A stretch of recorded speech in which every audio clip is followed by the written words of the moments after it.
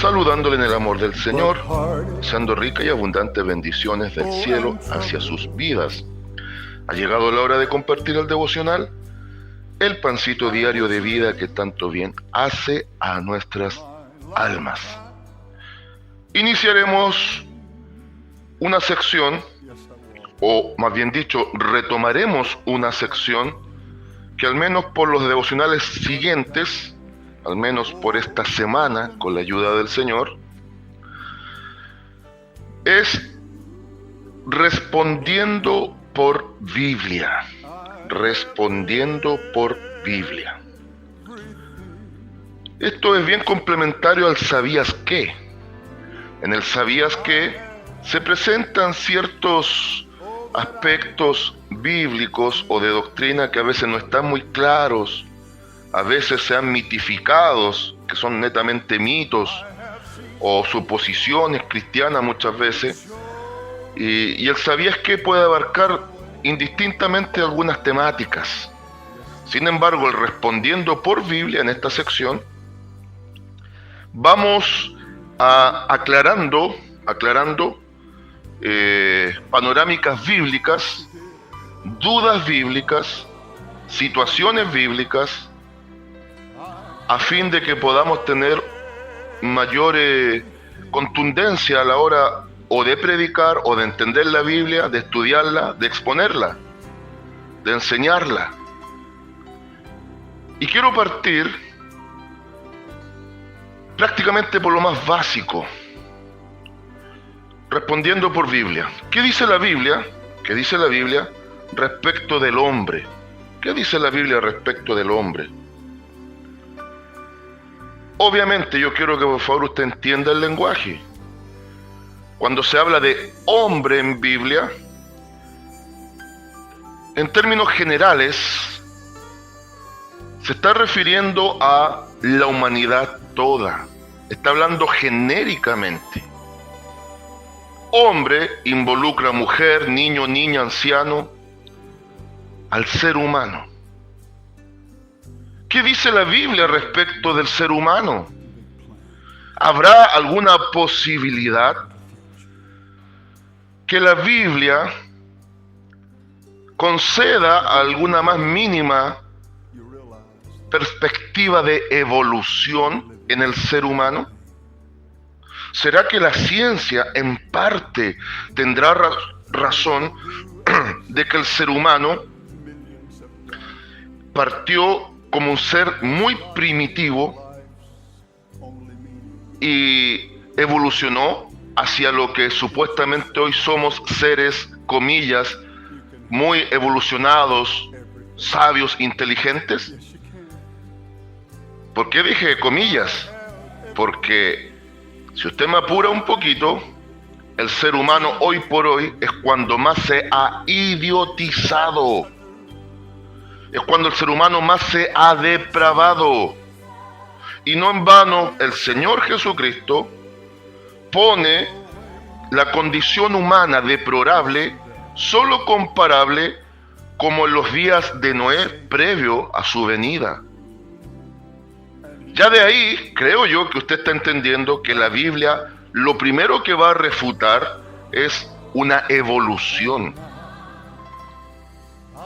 Una evolución.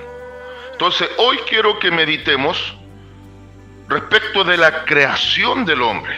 Entonces, perfilémonos correctamente. En respondiendo por Biblia el día de hoy, vamos a ver la temática de el creacionismo.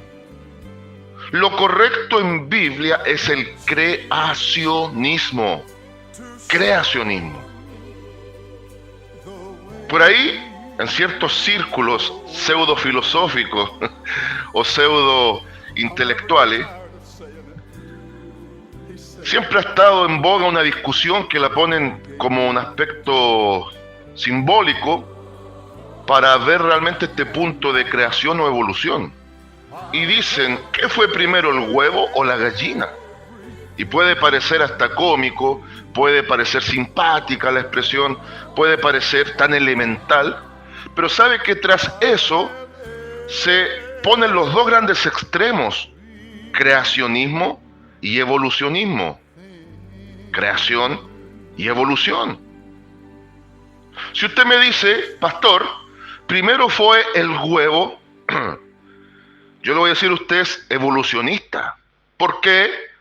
Porque de formas tan simples se llega a formas tan complejas.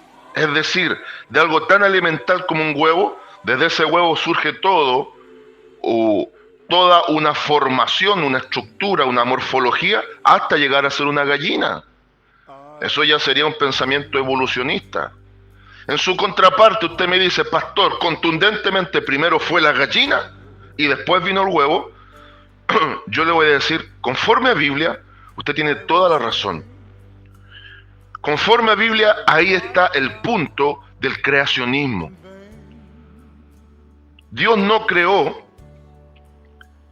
o la evolución no presentó estructuras simples, una ameba, una forma tipo virus, algo que solo es discernible a través del microscopio, y fue tomando formas, y fue evolucionando, y fue derivando, y fue creciendo, hasta llegar, como dice la ciencia, a un ser muy parecido a los primates. Hay que hacer la diferencia entre mono y primate. Los monos son esos seres con cola. Los monos tienen cola. La ciencia dice que de un ancestro en común, un primate, un homínido, un ser similar al hombre, obviamente en el caso de los primates y grandes primates, tenemos al orangután, al chimpancé, al bonobo y principalmente el más conocido, el gorila. Ninguno tiene cola. Entonces, la ciencia dice que un ser muy primitivo, parecido a uno de estos que les acabo de nombrar, fue el ancestro en común. Pero después de toda una formación de elementos microscópicos, y tienen que hacer todas unas teorías realmente esquizofrénicas para poder explicar cómo surgió ese elemento primordial. Y desde ahí, hasta llegar a ese ser, del cual derivaron dos ramas de descendencia. Por un lado, los grandes primates que siguen siendo grandes primates, y por otro lado, grandes primates que derivaron en distintos tipos previo a lo humano como lo conocemos ahora, y que se fueron por la otra línea. Y lo que marcó la diferencia es lo que se denomina el bipedalismo. Vale decir, en un momento supuestamente de la evolución humana, uno de esos grandes primates que estaba derivando en la línea que trajo la descendencia humana, comenzó a usar las manos, porque necesitó de herramientas para poder subsistir. Bajó de los árboles, que era su hábitat natural, y comenzó a usar las manos. Y desde ahí, por el uso de las manos, el uso de herramientas, pasan dos cosas. Comienza a caminar erguido, que es nuestra característica primordial sobre la mayoría de los animales, sobre todo los grandes primates, y al mismo tiempo comenzó el cerebro a desarrollarse por la habilidad del uso de las herramientas.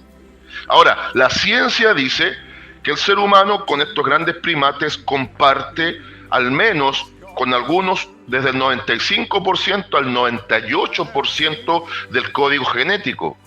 ¿Cuánto de cierto hay en eso? Ya lo pongo en tela de juicio y en tela de duda.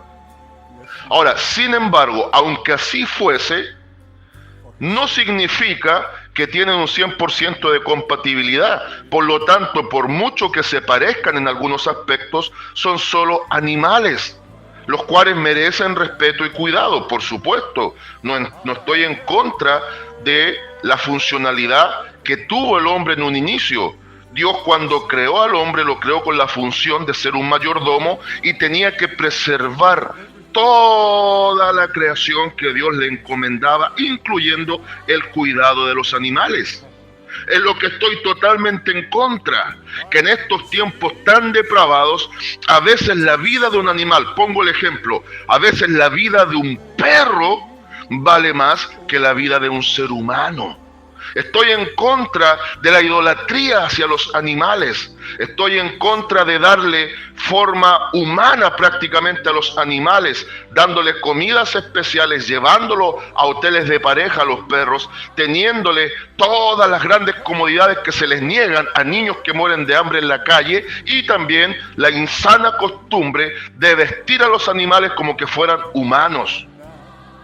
¿Cómo se sentiría usted que la historia fuera la inversa y que los animales gobernaran y a usted le pusieran todos los días grandes pijamas peludos? ¿Se sentiría cómodo? Pero esa es la mente del hombre evolucionado. Entonces, en esta introducción y a grosso modo, le presenté las dos líneas. La línea que nos importa es la creacionista. ¿Qué dice la Biblia respecto a la creación del hombre? Y vamos a desarrollar la temática teológica que es la antropología bíblica. No se asuste, antropología significa el estudio del hombre bajo la mirada bíblica. ¿Qué dice la Biblia respecto del hombre? Partamos por lo básico y lo principal. El hombre estuvo en el pensamiento de Dios. El hombre estuvo en el pensamiento de Dios. Génesis 1, 26 y 27. Al sexto día de la creación, después que Dios tenía todo el ambiente ideal preparado, eso habla de un Dios de orden, ahora Dios va a crear al hombre, pero ya lo tenía en su pensamiento. En su pensamiento ahora la Trinidad bendita decide formarlo y hacerlo. Génesis 1, 26 y 27 dice así: entonces dijo Dios, hagamos al hombre a nuestra imagen, conforme a nuestra semejanza, y señoree en los peces del mar, en las aves de los cielos, en las bestias, en toda la tierra y en todo animal que se arrastra sobre la tierra. Y creó Dios al hombre a su imagen. A imagen de Dios lo creó, varón y hembra los creó. Y los bendijo Dios y les dijo: fructificad y multiplicaos, llenad la tierra y sojuzgadla, y señoread en los peces del mar, en las aves de los cielos y en todas las bestias que se mueven sobre la tierra. Amén. Ya de partida, la misma Biblia confirma, asegura, ratifica, sella, sin lugar a la especulación, de que Dios es el autor, el creador del ser humano, del género humano. ¿Por qué a veces viene la confusión? ¿Por qué? Porque en el Génesis 1 se habla muy elementalmente de algunos aspectos de la creación del hombre. Y en Génesis 2 se especifica la forma en la cual lo creó y hay una relación diferente. Incluso, tome nota por favor, el Génesis comienza: en el principio creó Dios, Dios, Dios. Es más, aquí vamos a matar dos pájaros de un tiro. Ya el inicio de la Biblia y el lenguaje de Dios, ya después que había pensado crear al hombre, ahora traerlo a una realidad, ya es un lenguaje trino. Así que si en algún momento me escucha algún amigo sabeliano, algún amigo de la doctrina de los solo Jesús, que no cree en la Trinidad, o los amigos adventistas que tampoco creen en la Trinidad, comiencen a creer. Por amor de sus almas se lo estoy diciendo, por amor de sus almas, porque están caminando directo a la perdición. La forma correcta de ser salvo es el correcto conocimiento de Dios por la fe que activa la gracia de salvación. Cristo lo dijo, San Juan 17, 3. Y esta es la vida eterna, que te conozcan a ti, el único Dios verdadero, y a Jesucristo a quien has enviado. Si no aceptamos, no creemos y no disfrutamos nuestra relación con el Dios Trino bajo la correcta forma de entenderlo, significa que no hemos nacido de nuevo y no estamos en relación con Dios. Dios es Padre, es Hijo y es Espíritu Santo. Desde el hebreo, aquí la primera palabra con que definimos a Dios es Elohim, que es plural. Entonces ya la Biblia identifica una pluralidad en la deidad. Hay una pluralidad en Dios. Y el lenguaje con el que va a crear al hombre también es un lenguaje muy especial, porque habla en término singular y en término plural. Mire, si fueran varios dioses, no me estoy saliendo de tema, tengo que contextualizar esto. Si fueran varios dioses, diría así el relato del 1.27, del 1.26, perdón. Diría, hagamos al hombre a nuestras imágenes conforme a nuestras semejanzas. En todo momento hablaría en plural, si fuesen varios dioses. Como dicen los testigos de Jehová, atacándonos muchas veces, o como dicen los solo Jesús. Ahora, si fuese un único Dios en una sola persona y no en tres personas, tendría que ser un lenguaje completamente en singular. Tendría que decir, haré al hombre a mi imagen conforme a mi semejanza. Pero aquí ocurre que en el lenguaje hebreo está el compuesto, que en una sola expresión puede usar el plural y el singular sin ningún problema. Y aquí se está diciendo lo siguiente: hagamos al hombre, la Trinidad hablando, Padre, Hijo y Espíritu Santo, a nuestra imagen, porque es un solo Dios en tres personas. Ahí aplica el singular. Ahora, nuevamente reitera el singular, conforme a nuestra semejanza. Entonces, esto va a dar pie para entender algo que vamos a desarrollar mañana. Un Dios en tres personas creó un ser humano en tres componentes. Un ser en tres personas, o un Dios en tres personas, un Dios en tres personas, creó a un ser humano en tres componentes. Porque en el ser humano Dios plasmó lo que no plasmó ni en los ángeles ni en los animales, que es la imagen y la semejanza. Como imagen somos su reflejo. Como semejanza nos creó para tener comunión con Él. ¿Por qué cuando se hacen campañas evangelísticas llegan seres humanos a la campaña y no llegan perros y cerdos, por ejemplo? ¿Por qué? Ahora, si hablásemos espiritualmente, déjeme decirle que a veces las casas de oración están llenas de perros y cerdos. ¡Ajá! ¡Ajá! ¿Por qué no llegan perros y cerdos a las campañas evangelísticas? Porque ellos no fueron creados para tener comunión con Dios. No fueron creados como seres moral y espiritualmente responsables. Ellos fueron creados simplemente para que glorifiquen a Dios por el hecho de su existencia. Aún así, la Biblia dice que toda la creación glorifica a Dios y cada criatura a su manera glorifica a Dios, y en eso estoy de acuerdo. El pajarillo muchas veces cantando, el sol alumbrando y el árbol muchas veces dando sombra. Entonces, me van a decir que derivamos del mono. ¿Y por qué el mono no busca a Dios? ¿Por qué los gorilas no cantan los domingos a Dios si somos descendientes o parientes tan cercanos? Ve que importa mucho ese 2% de diferencia de código genético. Señores científicos, hombres de bata larga, hombres de barbas eminentes, ¿cuándo va a ser el día que van a doblegar su necio corazón? Señores ateos, que se dicen intelectuales, inteligentes, y la Biblia en el Salmo 14 les dice que literalmente son simplemente unos estúpidos, necios, soberbios, altivos, blasfemos, que han adquirido un conocimiento vano, que sí, Dios muchas veces lo usa en beneficio de la humanidad, pero estos perversos lo usan a fin de la destrucción de la humanidad. ¿Usted cree que yo me voy a creer el famoso cuentito de las vacunas COVID?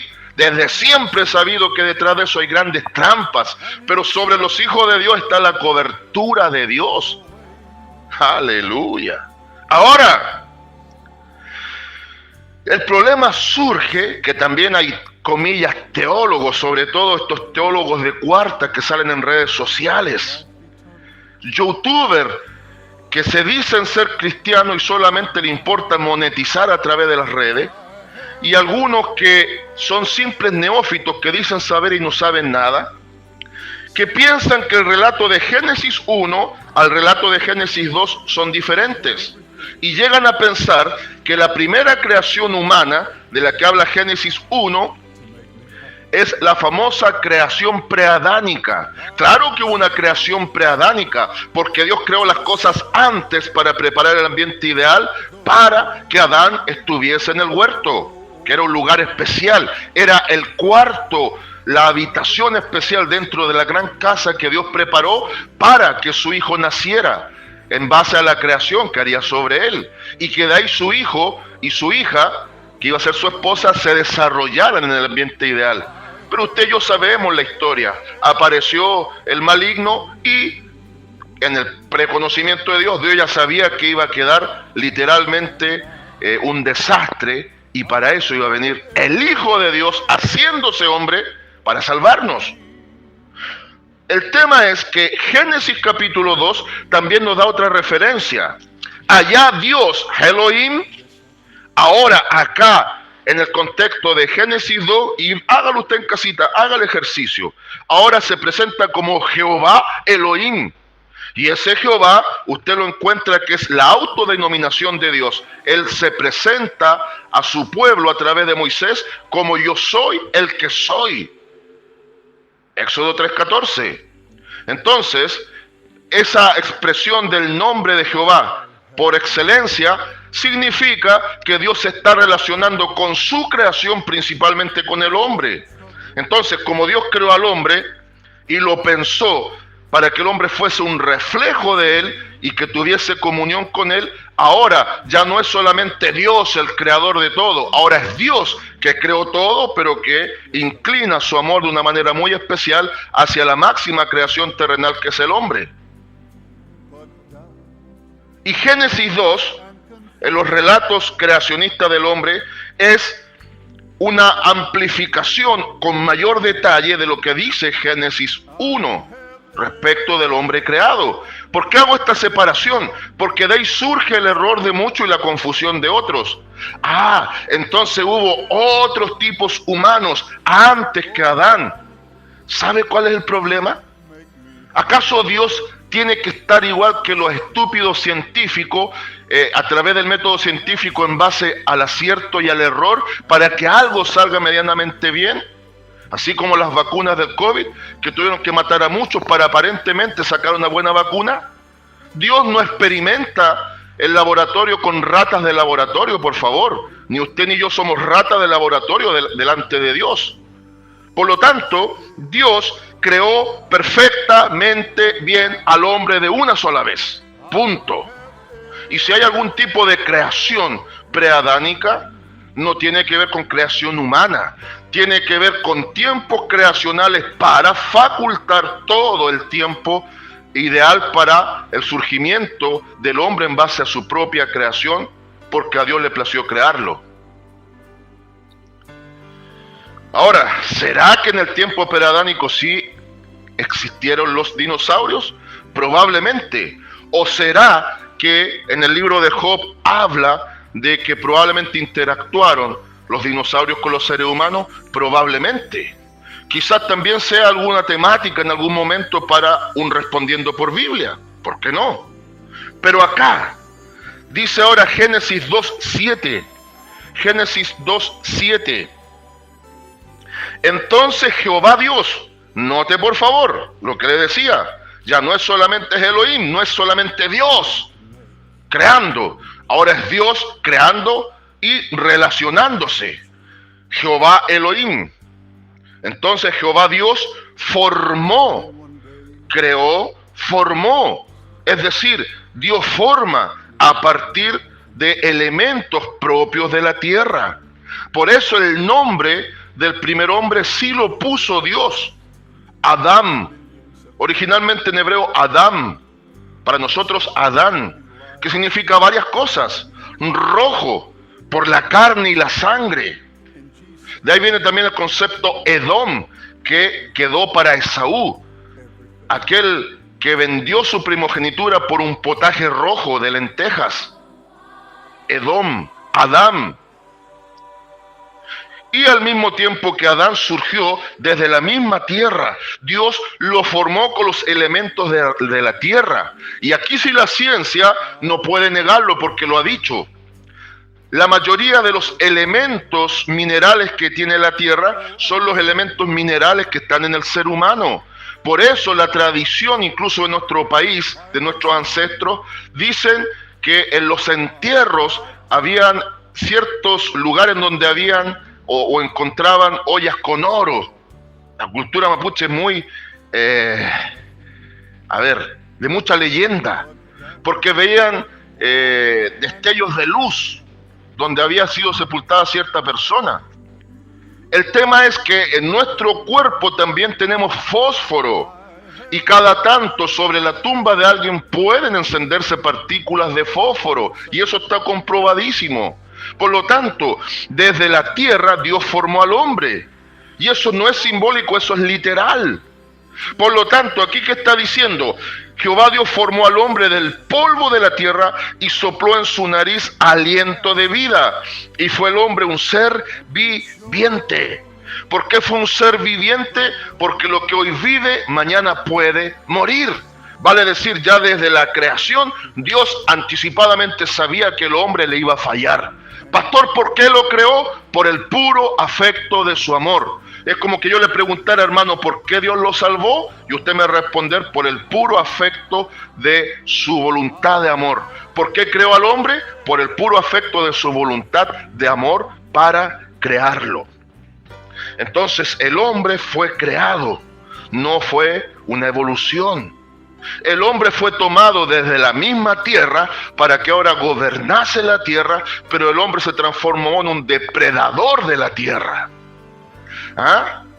Y si no me cree que no existe evolución, yo le demuestro que sí existe involución. ¿Cómo es eso? En vez del hombre avanzar, el hombre ha retrocedido, el hombre se ha idiotizado, el hombre se ha vuelto peor que un bruto, y hasta los animales tienen más humanidad que algunos que dicen ser seres humanos. Pastor, ¿y dónde está eso? ¿Me lo comprueba? Se lo voy a citar para que usted lo estudie en casa. No quiera que le dé la mamadera en la boca y después le bote los chanchitos. Romanos capítulo 1. Romanos capítulo 1, versículos 18 al 32. Léalo en casita. Léalo. Y ahí está la gran involución humana. El hombre idiotizándose, el hombre pervirtiéndose, el hombre depravándose. La triste realidad en pleno de hoy en día. En esto respondiendo por Biblia, en esta temática de la antropología, el hombre, hoy hemos visto dos cositas importantes. Conclusión. El hombre es creado por Dios en algo que es indudable conforme a Biblia. Vale decir, no existe una evolución. Quizás pueda existir una adaptación que explicaría el que haya tantos tipos humanos. Quizá. Número 2. El hombre fue hecho desde el polvo de la tierra. Y desde ahí vamos a desarrollar la temática para el próximo devocional. El hombre, un ser de elevada inteligencia, de elevada espiritualidad en su origen y de elevada responsabilidad delante de Dios. Consejo: creámosle a la Biblia, por favor, sobre todo para los nuevos predicadores, los nuevos enseñadores de Biblia, ya mejor les llamo así porque si les digo maestros se van a agrandar, los que van enseñando Biblia en estos tiempos, por favor creámosle a la Biblia. No creamos mitos y fantasías, porque hoy por hoy en los púlpitos, tanto para la exposición bíblica, para la enseñanza, corre mucho la filosofía, la ciencia, la psicología, pero poco lo que es la palabra realmente contundente de Dios. Creámosle a la Biblia, consigna y lema para el día de hoy. Soy creación de Dios, hecho para estar en comunión con Dios y para glorificarle todos los días de mi vida. Saludos de paz, amor y bendición desde Longaví a cada uno de ustedes.